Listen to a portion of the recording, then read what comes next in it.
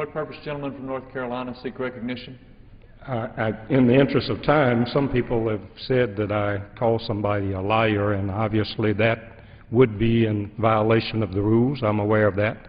So if I did, I ask unanimous consent that those words be removed from the record.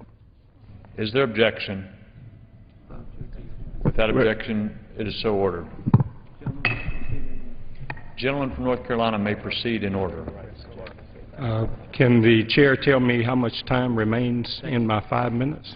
The gentleman from North Carolina has 3 minutes remaining of his 5 minutes. All right. Well, let me try to pick up essentially where I was without offending anybody else.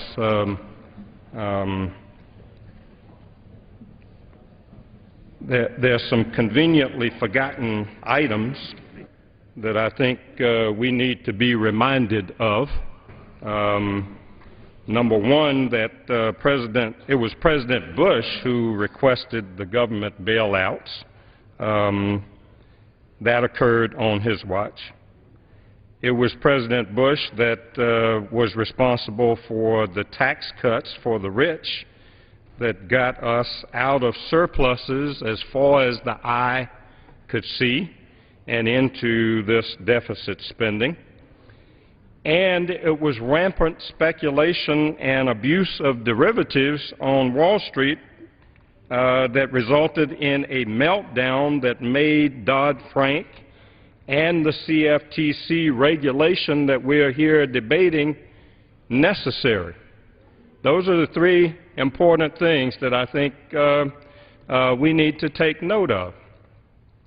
It also resulted in a tremendous economic downturn that resulted in more people needing food stamps and the benefit of the WIC program. So these two things are really not disconnected from each other, the 3 hours of debate that we had previously, and the debate on whether we are going to adequately fund the CFTC, which has been given authority under the Dodd-Frank legislation to rein in the speculation that is taking place that's driving up food prices, oil prices, and if we are not careful, will result in the same kind of economic meltdown that we experienced that got us into this in the first place. So this whole process of being in denial about this and ignoring the facts is something that I think we should not countenance on this floor. We need the CFTC to regulate derivatives and speculation, and to the extent that we cut the staff and the funding of the CFTC, we could be replicating exactly what led President Bush to say we needed a bailout in the first place. So that's what this debate is all about. I think it's terrible that we are cutting funds under this bill for women, infants, and children, the most vulnerable in our society. But it's even more terrible that we are going to run the risk of allowing the same kind of rampant speculation, unregulated, to get us back into another meltdown that will result in our being back here trying to figure out how to dig ourselves out of this ditch a year from now, 18 months from now, 2 years from now. We'll be right back here again. Now, this is not rocket science. It's all just connected to each other. And my colleagues can deny it all they want. They can say that this is about drilling for oil in the United States. That's not what it's about.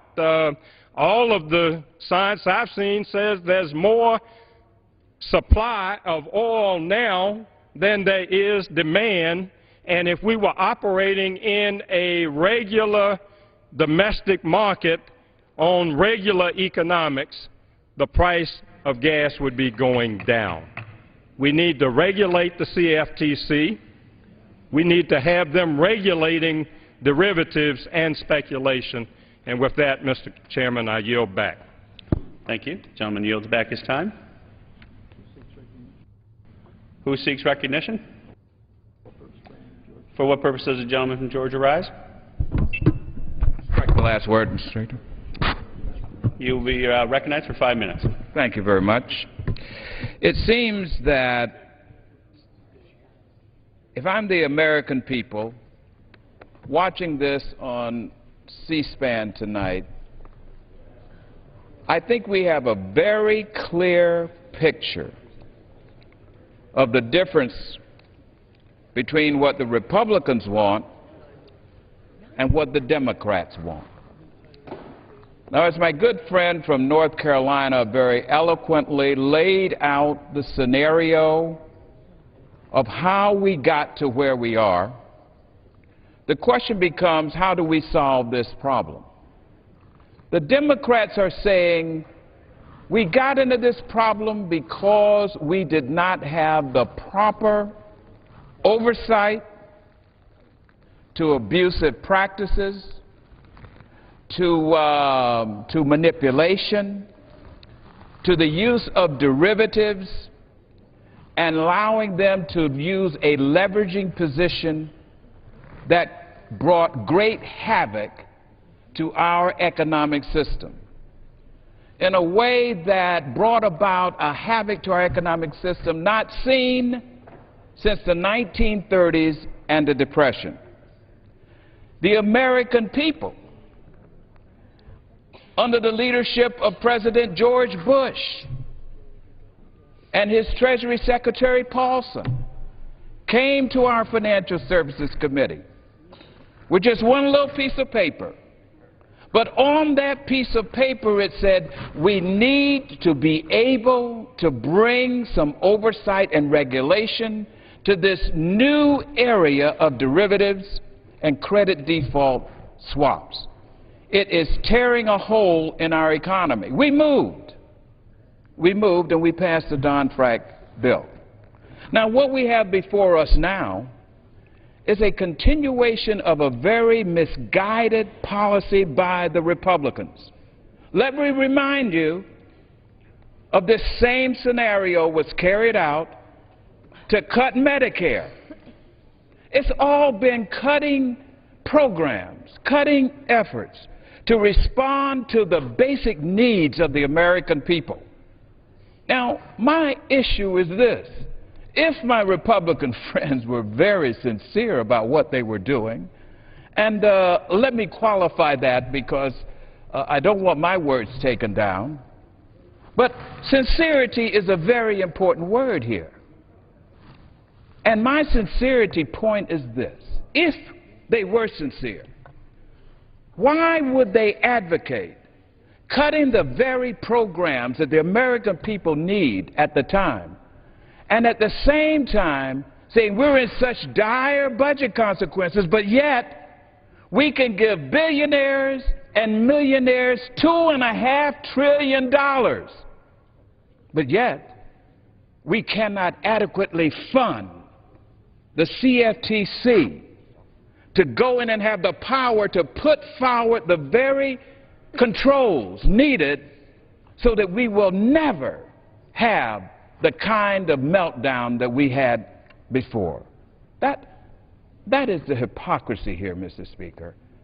That's what the American people watching tonight on C-SPAN in this debate, and I hope they see a very clear message of who it is that's standing up for the American people at their time of need. And there's no greater need than to rein in these speculators who have been a primary cause to the high rise in gasoline. That's what they want us to do, and that's what we're doing. But the Republicans want to cut the budget so that we will not be able to have the staffing, so that we can go into the dark corners and the crevices and be able to shine the light and pull out these speculators that are driving up these gasoline prices to $5 a gallon. So I hope that tonight, that after this debate, the American people will clearly see who's on the side of the American people.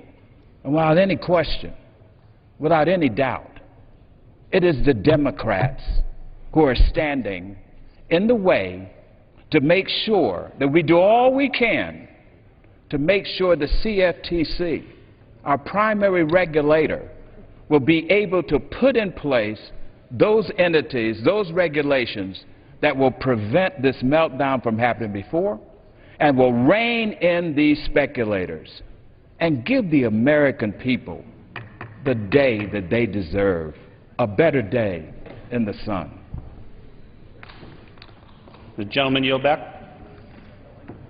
I yield back. Thank you. Thank you. The gentleman's time has expired. The gentleman is yield back. For what purpose does the gentleman from Nebraska rise? Move to strike the last word, Mr. Chairman. Is there objection to the gentleman? For the second time? Without objection, so ordered. The gentleman is recognized for 5 minutes. Mr. Chairman, I think it's important to address this issue of who's on the side of the American people. We have a $1.6 trillion deficit this year. Over 40 cents on every dollar that the government is spending is borrowed. We have $14 trillion of debt. This is a very tough agricultural appropriations budget. I don't like it. The CFTC is a very important organization. It does very important work. I think as well there are structural flaws in the commodities markets, markets that are designed, the futures markets that are designed to decrease volatility and mitigate risk, are actually increasing volatility and causing risk. There's a structural problem there. But the issue comes down to what are we going to prioritize and where. The CFTC has received, since the recklessness of Wall Street in '08 and those bailouts that were voted on by a majority of this body, has received a 53% increase in its funding. I wish it didn't have to be reduced, but it's being asked to share in this overall budget of reducing the entire cost of the agricultural appropriations bill by a margin that is actually less than other parts of the bill. It's a tough budget. I don't like it either, but we've got to try to tighten our belt in a responsible manner, and given the increases that have occurred, I think it's important to have some historical perspective here. I yield back. Gentleman yields back. Who seeks recognition? For what purpose does the gentleman from Michigan rise? The gentleman is recognized for 5 minutes. Thank you, Mr. Chair. I represent metropolitan Detroit. And not too long ago, I took some corporate officials for a tour of neighborhoods on the city's east side, near where I grew up. And I showed them blocks of big, beautiful brick homes, 3- and 4-bedroom homes. And when you got up close to those homes, you realized that none of them had windows. None of them. There were blocks and blocks and acres and miles of neighborhoods who have been devastated. Devastated. Now, I'm a member of the Homeland Security Committee. My duty is to protect Metro Detroit from a terrorist attack or a tornado or some other natural disaster. But it wasn't a flood or a fire that destroyed those neighborhoods. They were devastated because of foreclosures. Foreclosures that this body, that I accused when I was a member of the Michigan legislature of not effectively addressing the housing crisis. But also 2 foreclosures that were caused in part by a lot of rich folks around here who are hoping, praying, gambling, wishing, betting that homeowners would lose everything that they have. What kind of country is this? that we encourage people to make money, billions of dollars, off of people losing everything. That's outrageous. That's not American. Come on, people. We want folks to get rich because families lose their homes and other neighbors stay in their homes, but they lose their entire life savings that they invested in it. This is why I ask us to support the Rosa DeLauro amendment, because the Commodity Futures Trading Commission, it needs more staff. It needs more resources. And some of you say, well, we can't afford it. But look at the cost to our families, the cost to our local units of government that can no longer afford to hire police and fire, the cost to our taxpayers who are now living in fear of crime because they don't have the protection of their first responders. That's a cost that we cannot afford to bear. I urge all of you to support the DeLauro amendment. It's something that we need. And it's right for this country. We're about people making money, but making money off of producing things that help people, that uplift society, not destroying neighborhoods. It's just not right. Please, I'm appealing to the best in you. Support this amendment. And I yield back my time. Thank you. The gentleman yields back his time. I'm sorry? Parliamentary inquiry, Mr. Speaker. Wilson. Isn't it true, for the record, we do support the amendment? Has not stated a parliamentary. So for what purpose does the gentlewoman from Florida rise? Good evening, Mr. Chairman. I move to strike the last word. The gentlelady is recognized for 5 minutes. Thank you, Mr. Chairman. Mr. Chairman, I rise in strong opposition to the underlying bill and in support of the DeLauro amendment. Mr. Chairman, hardworking families all across America have been whipsawed in recent years by Wall Street and special interests who have had free rein to place bets on mortgages, place bets on future oil prices. And you know what? We fought back. We fought back and we passed a Wall Street reform law that outlaws risky financial practices by banks and lenders and that protects consumers. Taxpayers should never, ever again be left on the hook for Wall Street's reckless actions. And yet my GOP colleagues propose to do just that with this bill, let Wall Street off the hook and put consumers and our economy at risk again. This bill significantly cuts the Commodities Futures Trading Commission.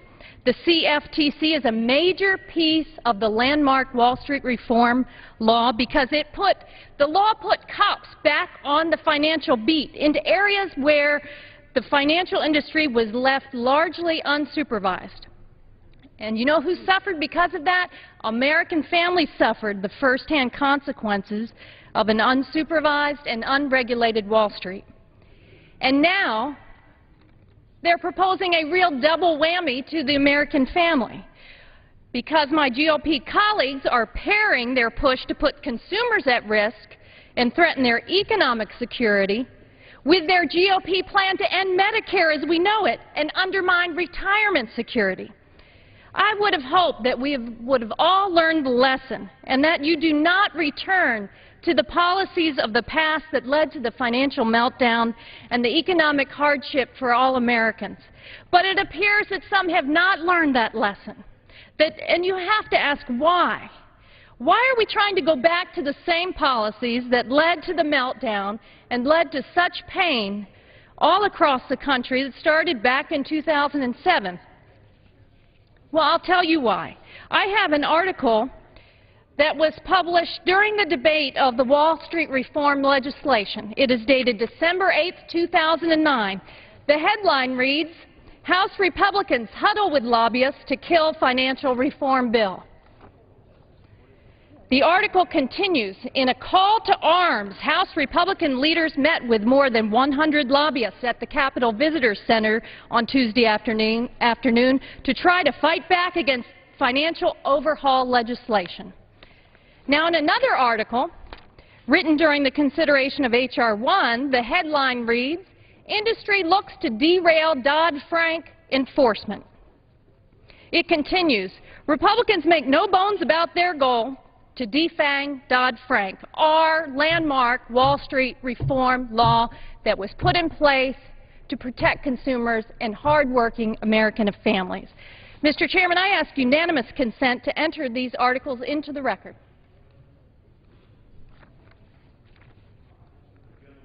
The gentlewoman's insertion will be covered under general leave. Mr. Chairman, we need to ask ourselves, who is being represented here in the nation's capital? Do we come to this House to represent the people, or do we come here to represent the special interests and the high-flying financiers of Wall Street who have already caused so much damage to this economy? The financial meltdown caused many people to lose their life savings, their pensions, their homes. I've had 6 foreclosure prevention workshops since 2008 in Florida. These were largely middle-class Americans, our neighbors. And we're here to fight for them and not for those who caused the damage to the economy. But you know what? Since January, under this new majority, day after day, we have to come to the floor of the House to fight the misguided agenda of the majority that wants to roll back policies that are beneficial to the middle class, roll back Wall Street reform, end Medicare as we know it. Big oil gets to keep its tax break, and companies still get breaks for exporting jobs overseas. Meanwhile, the GOP majority has not brought one bill to create jobs across our great country, and instead thinks it's wise to undermine the economic and retirement security for American families, end Medicare as we know it, and roll back consumer protections under Wall Street reform. Take the cops off the beat. Mr. Chairman, I think it's time for representatives to represent their neighbors back home, to get their priorities in order, represent these hardworking American families, and put their interests before the special interests on Wall Street. I yield back the balance of my time. Gentleman, or the gentlelady yields back. For what purpose does the gentleman from California rise? Mr. Chairman, to strike the last word. The gentleman is recognized for 5 minutes. Thank you, Mr. Chairman. I strongly oppose the underlying bill and support the proposed amendment. Earlier today, we had a long discussion about one portion of the bill that dealt with women, infants, and children, and the way in which the legislation inadequately funds their necessities for them to, for both women, pregnant women, infants, and children to lead and to have healthy lives. We're now on to another issue that is extraordinarily important. In the 90s, the idea of deregulation took hold and was expanded throughout the 2000 to 2008 period, so much so that we had the financial meltdown. We had Wall Street bankers and hedge funds running wild, gambling on the future, and America was the great loser in that gamble. Over the last several years, we've seen the derivative market increase from $30 to $40 trillion notional value to over $300 trillion notional value today. Every day, across the Wall Street tickers, across the wires, and in the back rooms of the hedge funds and the big banks, $300 trillion of risk is traded back and forth. Risk that is not backed up by assets, but bets that are made. It's the great crapshoot in the alley of Wall Street. $300 trillion. Where's the money? Where's the enforcer to make sure that the bet against Greece, the bet against the price of oil, who's going to back that up? It's not there. It is the shell game of all shell games. There are no assets. I was the insurance commissioner, and we understood a couple of things very clearly, and that is if an insurance company was going to make a bet that something would go wrong, then they had to have the asset to pay if that bet ever came to pass. That's not the case here. There is no regulation of this market. Understanding the need for this, back in the 1930s, the Commodity Future Trading commission was established to make sure that if bets were made on the future price of grain, somebody would be able to pay if that bet had to be paid off. Worked okay until the great period of deregulation. We are now learning. Let's understand the definition of insanity. It's when you repeat what you did before and expect a different answer. This bill is asking us to once again repeat the deregulation of the derivative market by defunding, not providing adequate funding for the Commodity Futures Trading Market, a commission. We are betting that things are going to work out, that there's $300 trillion of notional value out there in the derivative market is somehow going to work out okay. We learned in 2008 and 7 that it doesn't work out okay, literally collapsing the entire financial market of the world. Okay, speculation, let it rip. We did that once before. It is insanity to assume that this time it's going to work out okay. This amendment puts back in the necessary money for the Commodity Futures Trading Commission to adequately regulate a huge market beyond the imagination of all of us. We need this money. We need the systems in place to make sure that this derivative market is adequately regulated so that we do not once again find this nation bailing out or falling into a great recession and depression yet again. No, I don't think so, because I suspect I'm pretty much out of time. Let us understand what is at stake here. It is the very nature of our economy to be able to survive in an era of rapid speculation that has driven up the price of oil.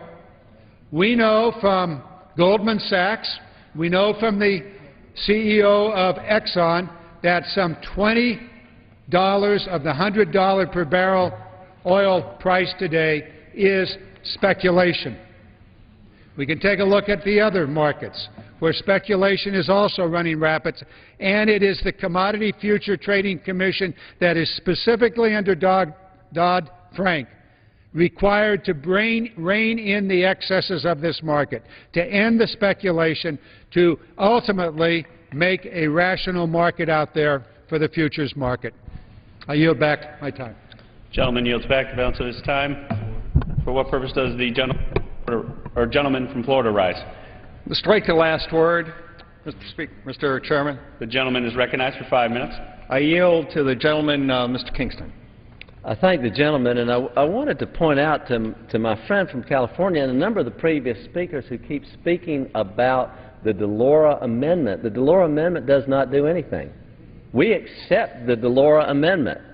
And I'm not sure that the folks over there who are speaking for the Delora Amendment have read the Delora Amendment, because if they would know it does nothing to restore the funding. And I'll be glad to yield to my friend from California, because I think your speech, I understand your speech was right, but that's not what the amendment did. The gentleman from Florida controls the time. Excuse me. I reclaim and I will yield. I'm sorry, did we yield? I will yield. Thank you. Let us understand that the underlying bill does not provide the necessary money for the Commodity Future Trading Commission to conduct the necessary oversight and regulations to adequately control the derivative market. Are we in agreement on that? If I could yield back. I yield back. The gentleman yield back. We're not in agreement with that, and no, I did not support the Dodd-Frank bill. And then I can tell you some of the problems with it. And the gentleman sounds like somebody who studied the CFTC, but as you know, on the many rules which they're planning to implement under Dodd-Frank, some of them actually were implied under Dodd-Frank and not specifically laid out. A number of them have no cost-benefit analysis. A number of them will strap American companies and not the Asian or the European markets. And the reason why that's important is that if you are a market, you know, it's not like a manufacturing plant where you're making automobiles or cars or tanks or something like that. What the commodity business is more computers. So if you put change the rules in an international marketplace that American companies have to deal with things at one level and their Asian and European counterparts and competitors don't have to, then what's going to happen is these companies are going to go overseas. And we keep talking about jobs, and the gentleman knows that this is the one-year anniversary of the summer of recovery, when I guess I'm not sure what we were celebrating last year, because the jobs were not created, but this runs off jobs. And that's what we're concerned about. The gentleman would yield. CFTC has averaged 4 regulations a year, and this year they want to put in 36 regulations. And I'm concerned about the cost-benefit analysis. I'm concerned that American companies will have a different set of rules than their competitors. I am concerned about the overreach. I am concerned about the way the rule-making sequences is going. And the gentleman also knows there's a lot of terms that they haven't even defined, like who is a swap dealer, a major swap dealer, a swap participant. And I'm not trying, by the way, I am not trying to filibuster. If the gentleman would yield, we can enter into a colloquy. Go to the Republican Party tonight. So, but to give you some time, let me yield back to our friend from Florida. I reclaim my time. If you would, allow me to speak just for a second. You know, states and counties and cities have figured out that they don't have the money to spend. America's got to figure out, the federal government's got to figure out that we, in fact, have to cut spending. I hear this across the aisle all the time, that we all agree that America has a debt of over $14 trillion and a deficit of over $1.4 trillion. We hear the same arguments, but we never hear how are we going to do it, other than the one gentleman that was up here earlier that said, we just need to raise taxes. That's the answer to all of our problems. That is not the answer. The answer to our problems is really about using the dollars that we have, spending them efficiently, and looking at ways to maybe work harder with less. I will tell you, as a sheriff, we had to cut our budget and we worked harder with less. And you know what? The federal government doesn't believe in that. The federal government believes that how we solve a problem is to throw more people at it, to spend more money. And I think what the American people are telling us, no, I will not yield. Thank you. What the American people told us back in November was that we have got to get our house in order. We have got to get our spending under control. It's not about taxing us to death. It's not about over-regulating us. It is about bringing common sense back into the federal government that has been sorely lacking. If the gentleman would yield. Back to balance of my time. The gentleman from Florida yields back his time. For what purpose does the gentlewoman from Hawaii rise? I move to strike the last word. The gentlelady is recognized for 5 minutes. Mr. Speaker, I rise in opposition to the irresponsible cuts this bill makes to the Commodity Futures Trading Commission budget, and in support of the DeLauro amendment, which allows us to debate this issue.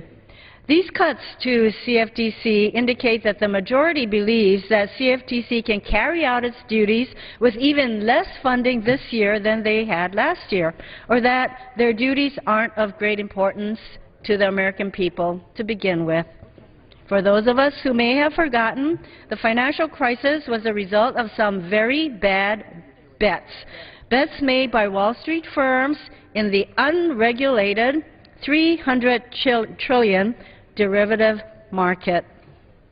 The bankruptcy of Lehman Brothers, the collapse of the mortgage market, and the bailout of AIG and other firms are all a result of these bad bets. The 14 million unemployed, the still weak job market, and the tremendous loss of hard-earned home equity and retirement savings are also a result of these bad bets. That's why we worked so hard last Congress to pass the Dodd-Frank Wall Street Reform Consumer Protection Act. This act gives CFTC tremendous responsibility for making sure that the public never again has to bail out the Wall Street firms that roll the dice with taxpayers ending up holding the bag. CFTC's new responsibilities are important, and so is the job that CFTC already does. The current role of the CFTC is to regulate the commodity futures and option markets in the United States. What began as a market for buying and selling agricultural products has become a complex, wide-ranging market for financial contracts. These contracts are based on commodities like oil, wheat, livestock, metal, and cotton, the types of products that we all use every single day. We have to prevent unnecessary increases in the cost of these necessities, increases brought about by speculation. Preventing speculative price increases for basic necessities is vital to consumers in Hawaii. As the only island state in the nation, we must import 85% of our food and 90% of the oil we use for energy. We know what $6 a gallon gasoline is like in some parts of my district, and we constantly face higher prices than the mainland for food. So I'm strongly opposed to underfunding CFTC, the cop on the beat that watches out for price manipulation. Without a strong CFTC, prices will increase for basic necessities while speculators pocket millions of dollars. Make no mistake about that. We know this is true because the oil executives themselves have told us this is so. At a recent congressional hearing, Exxon's CEO testified that oil should only cost, that should be in quotations, $60 to $70 a barrel. Instead, the price has hovered around $100. Why? Because of speculation. Clearly, to protect the public from fraud, manipulation, abusive practices, and systemic risk, we need to fully fund the President's request for CFTC. This bill not only cuts $30 million from the current CFTC budget, it seeks to deny the agency the vital resources that it needs to meet its new responsibilities under Dodd-Frank. This bill is a de facto repeal of Dodd-Frank. What the Republican majority can't do up front, which is repealing Dodd-Frank, they are seeking to do by the back door by making sure CFTC can't do its job as a cop on the beat. You know, to keep things in perspective, the Republicans are taking a meat axe to people's programs to address a $14 trillion debt, and yet they are perfectly happy to give Wall Street traders a $300 trillion unregulated playground. Talk about going backwards. Cutting the funding for an agency with such important responsibilities is a roll of the dice. And again, the people of America will be the ones who lose. And once again I ask, where do we live? On Wall Street, which is where cutting CFTC is, or on Main Street, where the rest of us live? I urge my colleagues to vote against the underlying legislation and the defunding of CFTC. I yield back the rest of my time. The gentlewoman yields back. For what purpose does the gentleman from New Jersey rise? I'm sorry, Mr. Speaker. To move to strike the last word. The gentleman is recognized for 5 minutes. Thank you, Mr. Speaker. I'm listening to my colleagues on the other side of the aisle, and I'm really saying to myself, who were they kidding? They are saying that this effort to cut the CFTC is for deficit purposes because, of course, all agencies have to be cut in the name of cutting the deficit. But you have to look at everything, every cut and every agency in terms of what it actually does. And we all know what the GOP is up to. The Republican side with big banks and Wall Street and big insurance companies and big oil and against the middle class. And so here we go again. They're siding with the Wall Street speculators and the profiteers by cutting the CFTC. Well, what does the CFTC do? It's responsible for policing commodities trading and speculation, including oil and food products. Well, I have to tell you, last week we were at home, we weren't in session, and what did I hear from my constituents? All of them are very concerned about the price of oil going up and about the price of food going up. And so you're basically taking money out of the middle class and the people's pockets, the average American who's got to pay more for oil because of speculation and more for their food. And it hurts the economy because if people have to pay more money for that, then industry, for example, doesn't, has to pay more if they want to function because the oil costs more. And it has a downward effect on the economy. It not only impacts individual people and our constituents who can't afford to pay more for gasoline and for food, but it also has a downward impact on the economy itself because it means that businesses don't expand, they don't invest, and as a consequence, we don't recover from the recession. The Agricultural Appropriations Bill reduces CFTC funding by $136 million. That's from the President's request. What it essentially does is cripple the agency's ability to do its job. And make no mistake about the Republican intentions. They're defunding, and that's the same as deregulation. And deregulation will allow the speculators and profiteers to engage in the same reckless actions that caused the financial meltdown on Wall Street. The end result with commodities is higher gas prices and higher food prices. The Wall Street speculators get rich while everyone else pays at the pump and the grocery store. The speculators treat the markets like a casino, but the risk of another market meltdown is harm to everyone else.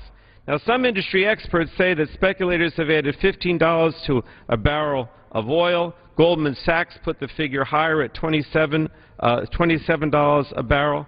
The bottom line is that the Dodd-Frank bill brought more oversight to Wall Street and provided resources to empower the CFTC to police speculators. The Republicans are trying to cripple the CFTC by slashing its funding so much it would force layoffs of 1/3 to 1/2 of its staff. They're not doing this because they're trying to save money, save the taxpayers' money, trying to reduce the deficit. They're doing it because they want to cripple this agency, force layoffs of 1/3 to 1/2 of its staff. And in case there are any doubts about the Republicans' motives, they're also pushing legislation that would delay all the reform measures in Dodd-Frank's. Terms like derivatives, leveraged positions, future markets, buying long and buying short. These are foreign to many Americans, but it's a vocabulary of practices that can be abused as easily as they are used. Most Americans know that allowing Wall Street bankers to run wild contributed to financial chaos and the recession. What they need to know now, and what we're stressing more and more on this floor, is that allowing commodity traders to run wild contributes to higher gas and food prices. I am shocked, frankly, I shouldn't be, but I am, that my colleagues on the other side, when they go home, didn't you hear about complaints about higher gas prices? Didn't you hear about people complaining about higher food prices? That's what I heard when I went home. People want us to stand up for them. They want us to stand up for the little guy. They don't want us to stand up for the speculators. They don't want us to stand up for those people that caused the recession to begin with. And by doing this, all you're doing is prolonging the pain for the average American who's got to pay these higher prices, and the downward impact on the economy. Because we know in the last couple of weeks that the economy is struggling once again. We were starting to recover, but now signs are not good. So why in the world would you try to contribute to the same problem that caused this recession to begin with? Very simple answer. All you care about are the big banks, Wall Street, the big insurance companies, and big oil. The special interests. That's who you're for, and that's who you're always going to be for. I yield back, Mr. Speaker. Gentleman yields back. For what purpose does the gentlewoman from California rise? I rise to strike the last word.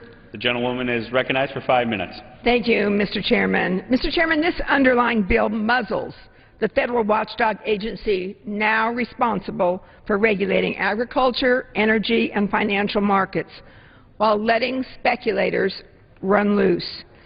By cutting 44% from the President's budget request for the CFTC, the Commodity Future Trade Commission that we've been talking about, we're saying it's okay. It's just okay to have fewer and less qualified regulators to protect us from market abuses, to protect our constituents from market abuses. Haven't we learned any lessons? Speculation on Wall Street has caused massive harm on Main Street.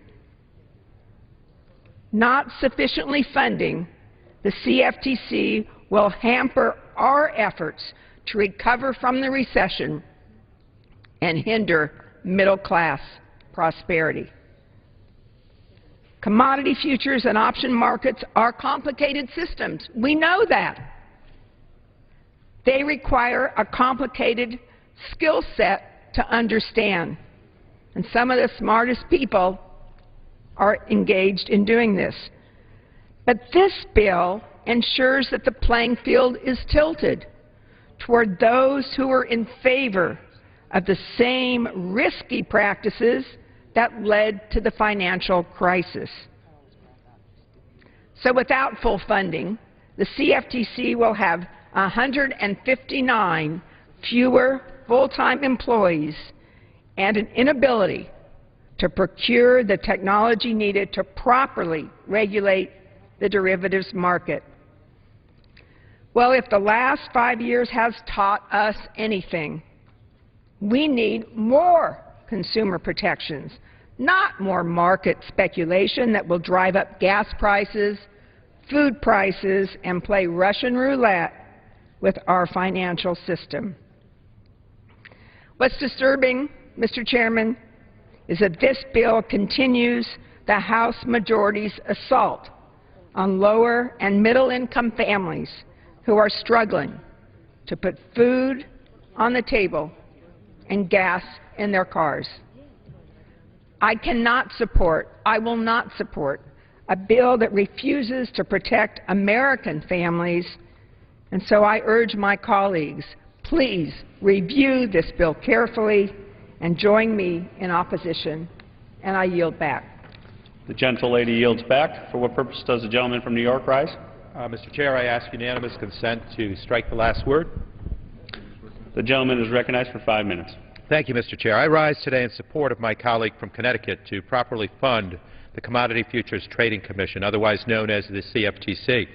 All eyes are upon us. Well, at least we hope they are. Unfortunately, the regulatory eyes of the speculating process are slowly being closed.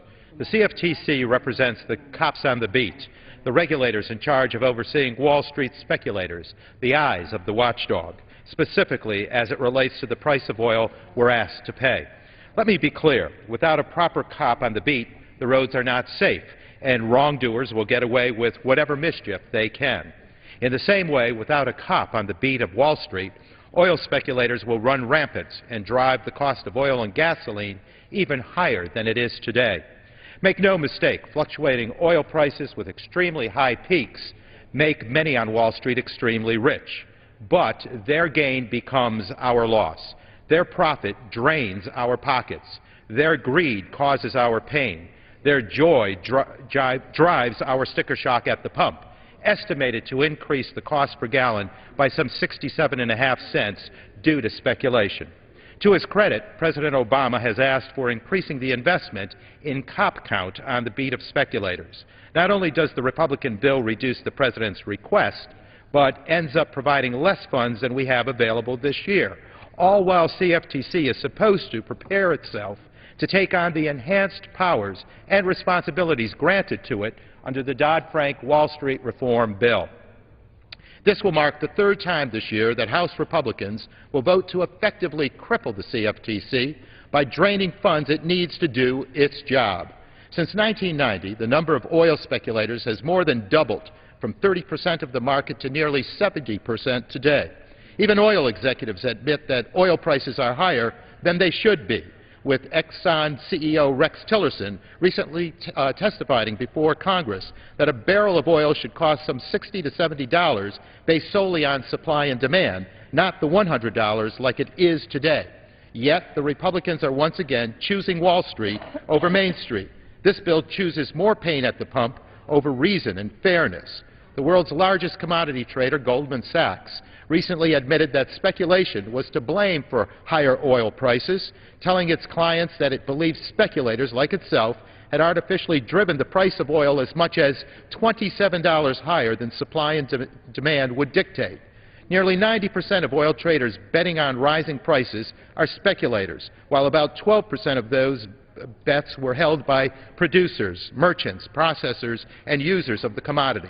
Our families and small businesses simply cannot afford the wild, wild west of Wall Street that runs roughshod over our wallets and family budgets. That is why I commend my colleague from Connecticut for her leadership on this issue and implore this body to increase the number of cops on the beat, not lessen them.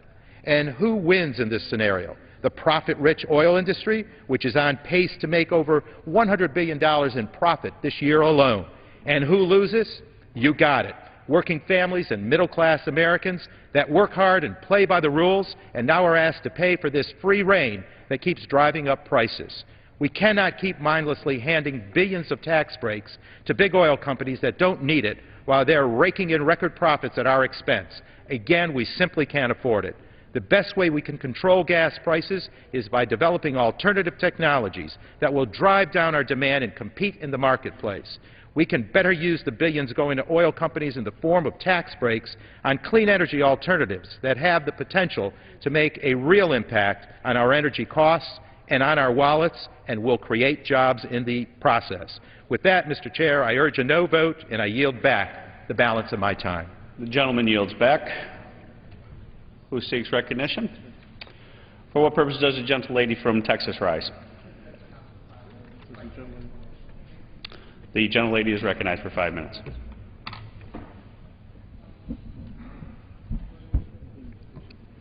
Mr. Chairman, I rise to support the gentlelady from Connecticut's amendment and thank her for her vision. I thank my good friend from Georgia, who is the chairman of this committee, and I thank the manager who has represented our good friends very well tonight.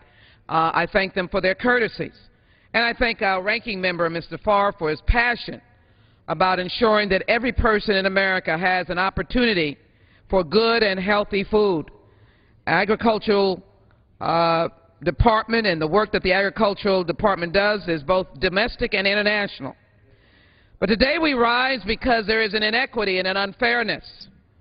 It is complicated to discuss something called the Commodity Futures Trading Commission. What is that? And how does that have an impact on making sure that Americans have a quality of life that they are deserving of?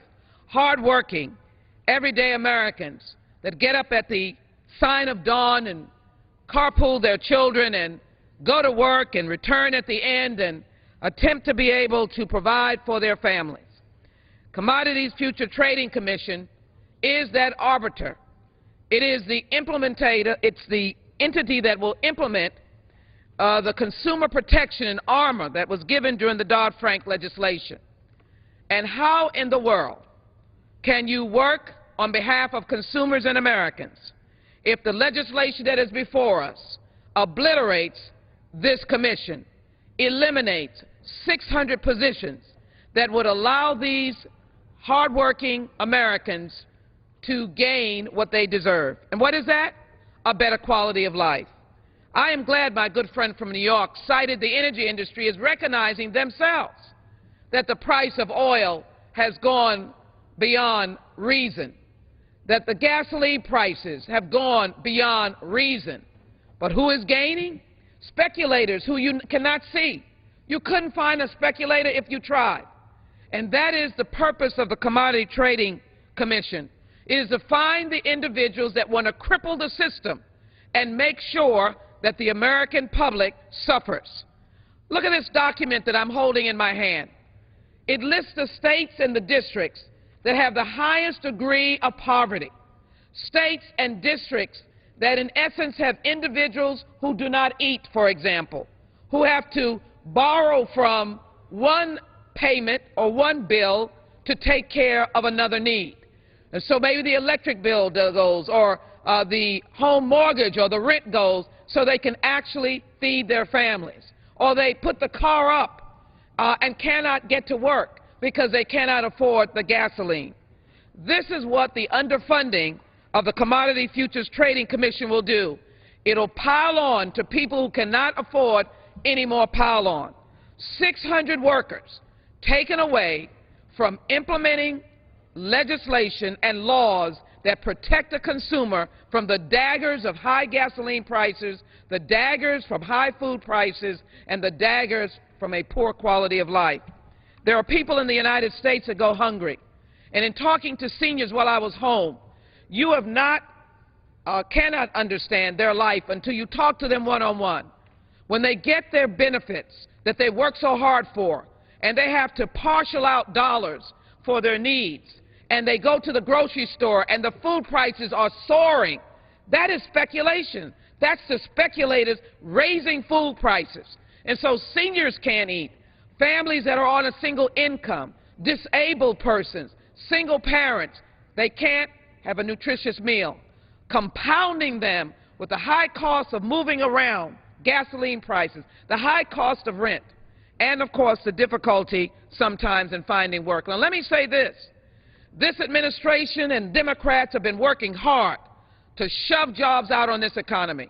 And if you listen to the economists, they believe that as bad as it is and how sympathetic we are and how we know that we can't rest, that we've got to put a jobs bill out here, there is some suggestion that those businesses will be hiring because we've tried to make sure that we steady the economy. Do you think they'll be hiring with 600 jobs thrown out of the Commodities Commission that is supposed to regulate to ensure that consumers can get the best deal? That if you do get a job, you can pay for the gasoline? If you're in need of a healthy meal, you can go to a grocery store and actually pay for it because the speculators haven't raised the prices of food? This is what we are talking about when we are arguing against the underlying bill and the elimination of $136 million to devastate this commission so that consumers cannot be protected. Mr. Chairman, it's time to recognize who's boss. It is the American people, and I like them being a boss. I'm going to stand with my boss, the good boss, and fight for them to be protected. This bill does not do that. I yield back. Thank you. The gentlelady yields back. For what purpose does the gentleman from Minnesota rise? Mr. Chairman, I move to strike the last word. The gentleman is recognized for 5 minutes. Thank you, Mr. Chairman. I'd like to yield time to the gentlewoman from Connecticut. I thank the gentleman from Minnesota. In 2002, Warren Buffett called derivatives, and I quote, financial weapons of mass destruction, as Wall Street firms use these derivatives to construct highly leveraged speculative positions. In 2008, these positions generated losses so large across the financial system that the federal government bailed out Wall Street to prevent a financial and an economic collapse. The cost of the bailout was $800 billion. By choosing not to sufficiently fund the CFTC, and we are talking about $130 million. The Republicans are ensuring average American taxpayers will once again have to bail out their friends on Wall Street, potentially to the tune of $800 billion. Tonight on this floor, we heard a colleague say that the savings to the Navy in taking speculative trading out of the market would result in billions of dollars saved with regard to the cost of fuel. We are talking about $130 million to protect taxpayers. The 2012 defense bill is $118 billion for 2 wars the American people did not support. The previous administration spent hundreds of billions of dollars without paying for it, and this majority is unwilling to pay $136 million to prevent another financial collapse. My colleagues on the other side of the aisle like to think that they're talking seriously about deficit reduction, about a country growing broke, and that what they're here to do is to save money. Well, trying to save $130 million, why don't we once again take a look at the $8 billion that we supply for agricultural subsidies, not to small farms like dairy farms in my community or specialty crop farms, but to big agribusiness. What about the $8 billion to the multinational corporations to take their jobs overseas? Why aren't we closing that loophole? What about the $41 billion to the oil industry, where they're reaping profits hands over fist and speculating, driving up the cost so that American taxpayers cannot afford to go to work, can't afford to get their kids to school? That's what this is about. If you're really serious about it, do not permanently extend the tax cuts to the wealthiest 1% of the people in this country. That costs $750 billion, none of which is paid for. It only adds to the deficit. You do not want to spend $130 million tonight. This is a false construct. The people of this country see right through what you're doing, and it is about protecting banks. It's about protecting the oil interests. It's about protecting the oil companies. That's where you come down, and not protecting the American people and American families who are struggling day in and day out to be able to provide a decent economic future and security for their families. I yield back the balance of my time. Mr. Chairman, I yield back the balance of my time. The gentleman yields back. Who seeks recognition? Is on the amendment offered by the gentlelady from Connecticut. Those in favor say aye. Aye. Those opposed say no. In the apparent opinion of the chair, the ayes have it. The amendment is adopted.